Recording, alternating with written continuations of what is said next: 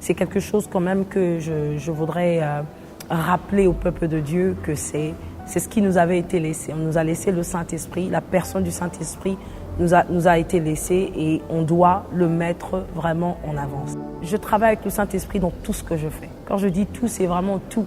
Le Saint-Esprit, c'est un ami au quotidien. C'est le consolateur que le Seigneur nous a laissé. C'est quelqu'un qu'on devrait consulter de temps en temps dans tout ce qu'on devrait faire.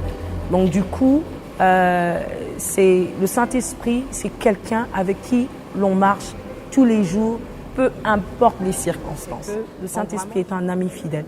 Il est réel, il parle, il conseille, il entend, il comprend en avance, il révèle ce qui est caché et il donne la possibilité de pouvoir voir en avance ce qui n'est pas.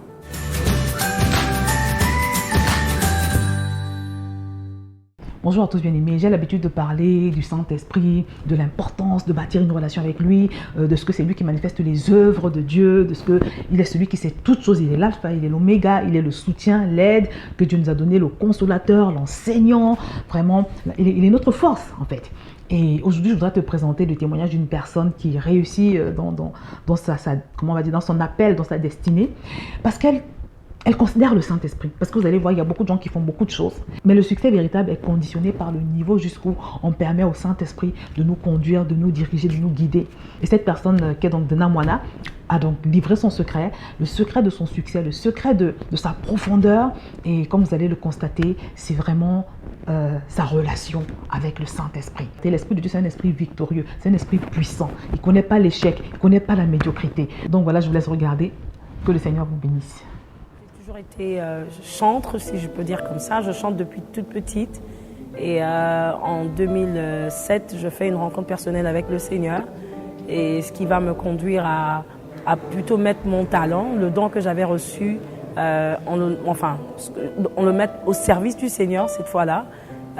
Donc je commence à me préparer depuis 2009 avec mon premier album qui sort qu'en 2011. Et donc voilà un peu, donc je chante depuis très petite, mais la décision que j'ai prise moi-même personnellement de pouvoir me mettre au service du Seigneur, c'est depuis 2008-2009. Donc là, je me mets à préparer le premier album qui ne sortira qu'en 2011 et c'est là que le peuple de Dieu et tout le public me découvrent.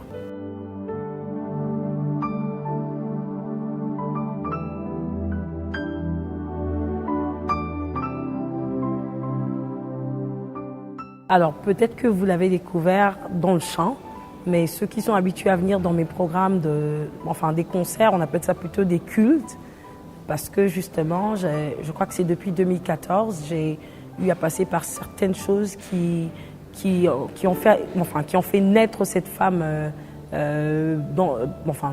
approfondie dans l'adoration et toutes ces choses. C'est depuis 2014 que cela est arrivé dans ma vie.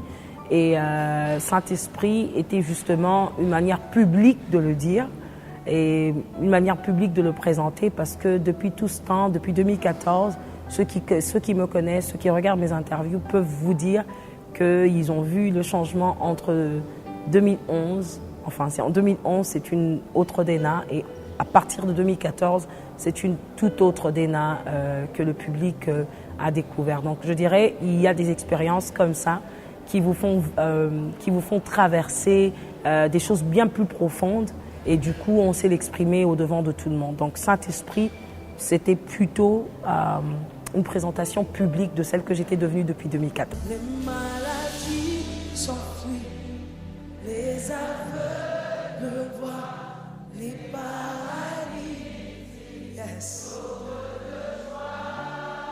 Les stériles enfantent,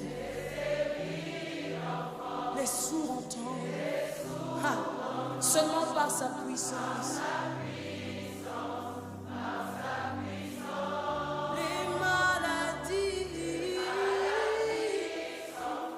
les aveugles,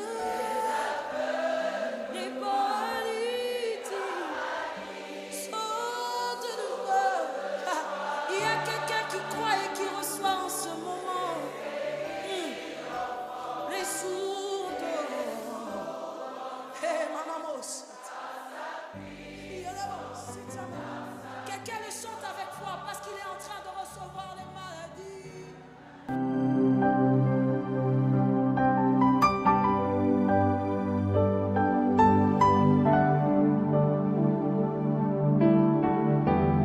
Alors, qu'est-ce que je dirais?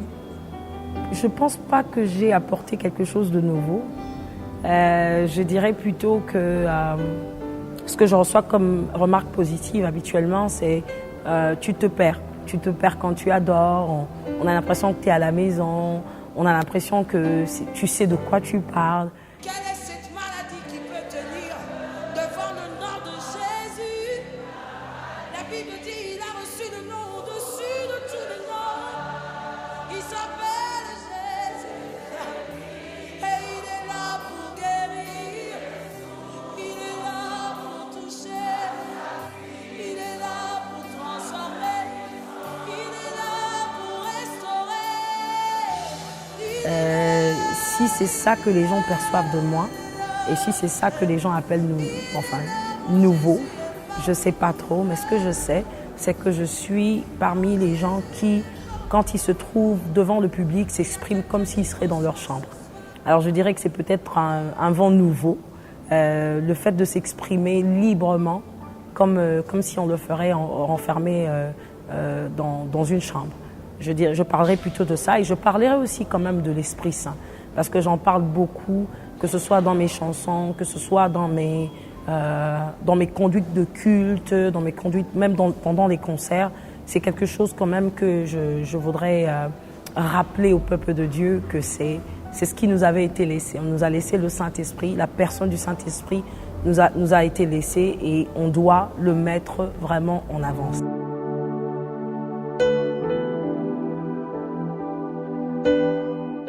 Alors, qu'est-ce qui m'apporte dans la vie de tous les jours? Je vais vous raconter une histoire qui pourrait paraître bête pour certains.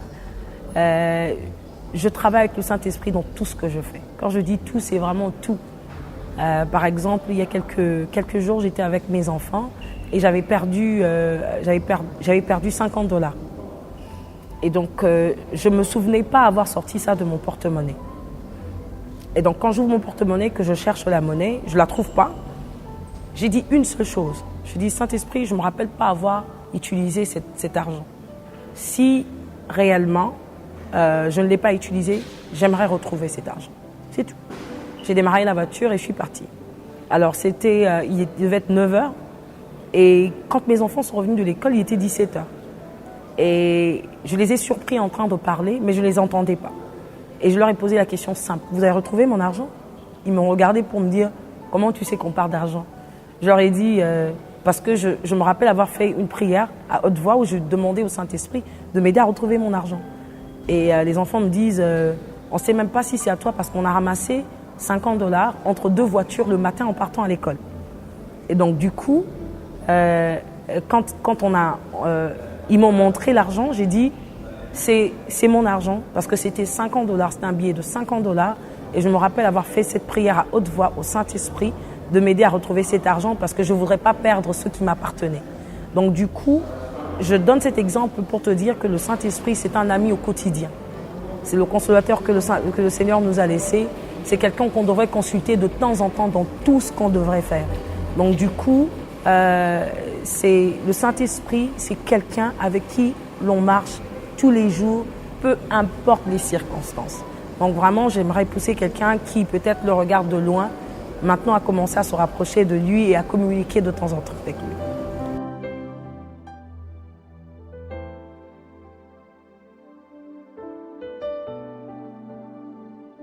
Alors ce que je pourrais dire, c'est le souffle du Saint-Esprit. Encore une fois, comme j'ai dit, le Saint-Esprit, c'est vraiment un ami avec qui j'ai appris à marcher. J'aimerais le présenter au monde, à l'église. Souffle dans nos églises, souffle dans nos maisons, justement apporte cette différence de pouvoir appréhender les choses, mais d'une manière très spirituelle au fait, que l'on soit capable de découvrir le cœur de l'autre. Parce que la Bible dit qui est capable de lire ce qu'il y a dans le cœur de l'autre si ce n'est par la révélation de l'esprit. Je parle plutôt de l'esprit révélateur qui peut nous faire connaître les choses en avance et qui peut nous éviter certains dangers justement, qui peut nous ouvrir les yeux et nous aider à pouvoir appréhender les choses de tous les jours, mais d'une manière très particulière et d'une manière plutôt spirituelle. Ce matin ou cet après-midi, peu importe l'heure à laquelle vous regarderez, cette émission, c'est que le Saint-Esprit est un ami fidèle.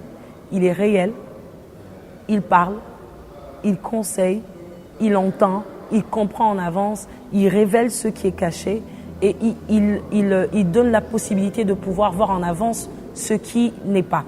Nous vivons dans un monde spirituel où les choses devront être révélées avant que nous puissions entrer dans ces choses, que ce soit dans les décisions de travail, que ce soit dans un business, les gens avec qui nous devons nous lier d'amitié, ceux qui devront nous accompagner.